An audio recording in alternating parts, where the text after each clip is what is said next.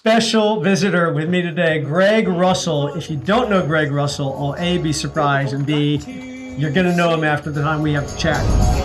All the children gather round, ready to do their thing.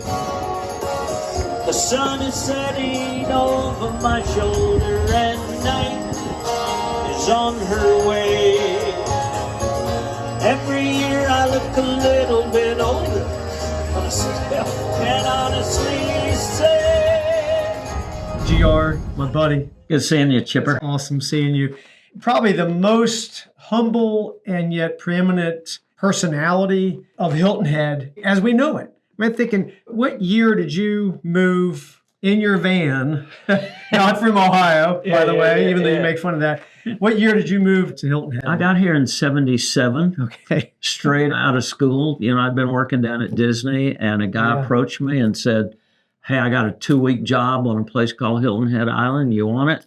And I said, yes, sir. And then I had to go find an atlas somewhere and find out where Hilton Head was. I'd never heard of it. Well, it's such a blessing you made it here. And I can say that as a guy who, I think the first year I came here as a kid, early 70s, 72, 73, something like that. And then growing up, vacationing here, you didn't know me, but I knew you, right? And then we've had this opportunity once I moved here about 32 years ago.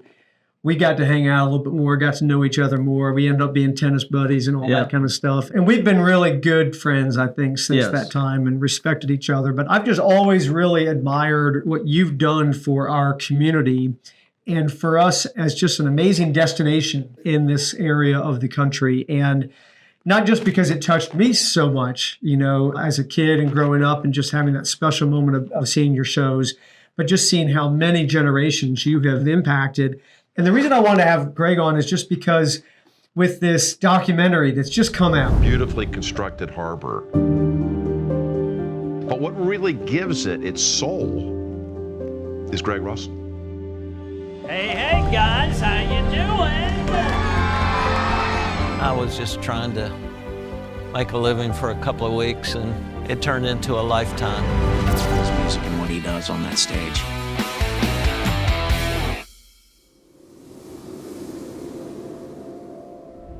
When was it released? 2 weeks ago. Okay. So we're talking right here in the mid-June kind of time frame.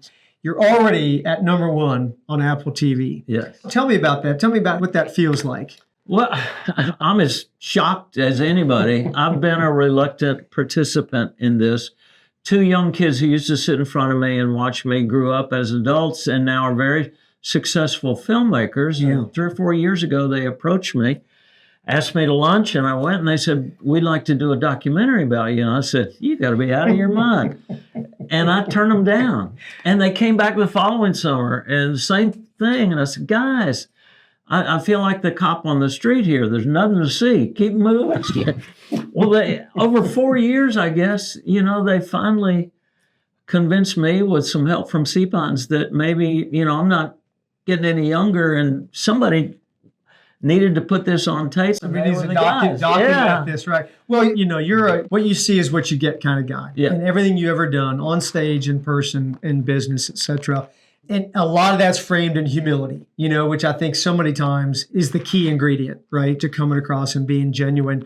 So you are humble, and I can see why you would resist that. And it made me wonder, when you said yes and you started in the process, how did that feel? Like, did you start to embrace it and say, okay, I understand what this is all about? Or did you have a hard time shaking? No, they dragged me through the whole thing. Yeah. I mean, I sent them boxes and boxes of old pictures and tapes and all of that. And they came and taped a week of shows and interviewed people here locally, and then started flying around the country, dealing with some of my more famous friends. And, I was a participant in that. I was watching them do what they know how to do. Right. Right. But you're no stranger to being in front of the camera. No. Right, with all the films that you've done. And of course, just in terms of all these shows that you've done year upon year, decade upon decade, et cetera. So I know that didn't make you nervous, but it was just being in the spotlight. It's not nervousness. I talked to Stan Smith the other day.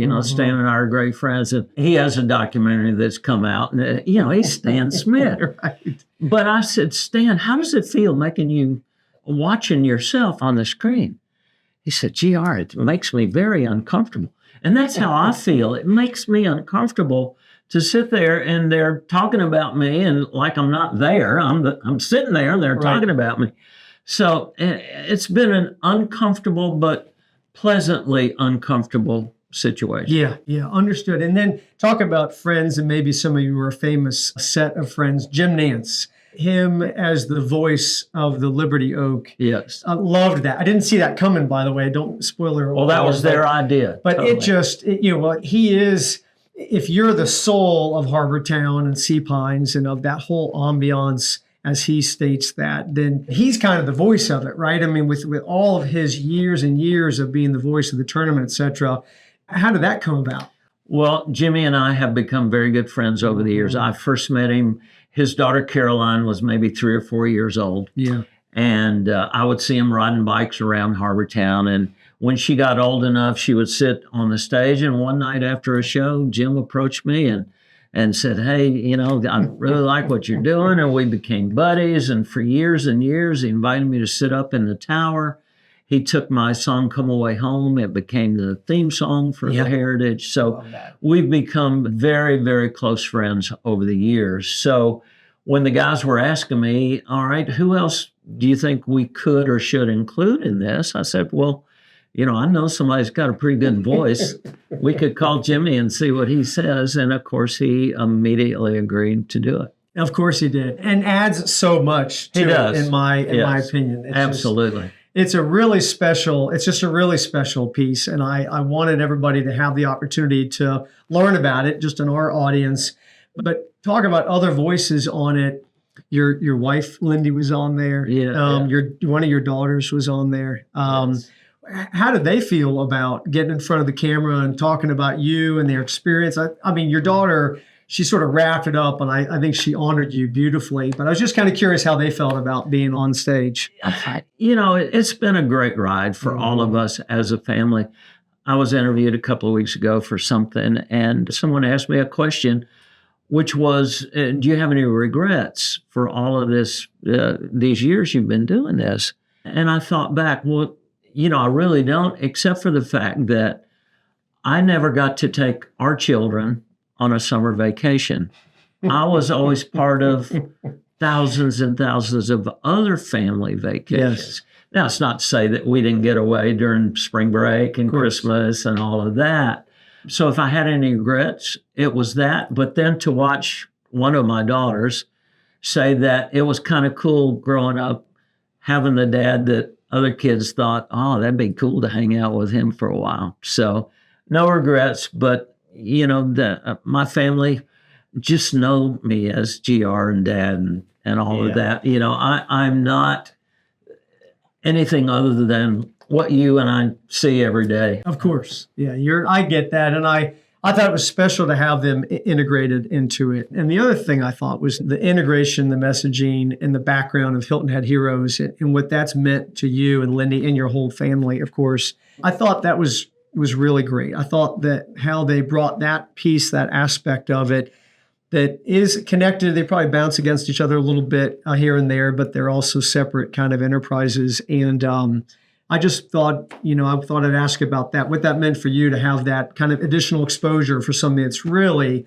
I know your performances and I know your being with families is so true to your heart and so special, but this is right there next to it. So what was that like, having that kind of integrated into the documentary too? Well, as I said in the documentary, they were talking about legacy and all that stuff. I don't really pay much attention to that. In the documentary, I stated, if I have a legacy, and I don't think I do, but if I do, it's not doing 4,700 shows at this point under the tree.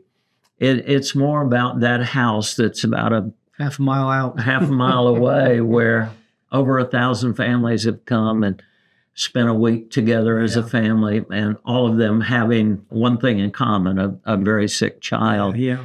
And to have taken that little nugget of an idea after working with Make-A-Wish and others, and translating that into our environment where we depended on so many local providers with food and dolphin cruises and putt-putt golf and theater tickets and villas and just everything you can imagine. To have the community embrace that and give us wings to do that and do it for over 20 years and impact so many families over the years. If Lindy and I have a legacy, because I get to take the bows for all of that. Yeah, I of get to course. stand out front and be the guy that everybody says, oh, that's a great thing you've done. Without Lindy, it wouldn't have happened. She did 90% of all the hard lifting in that world, emotionally and administratively. Good point. I can see that. It's where her heart is too. Yes.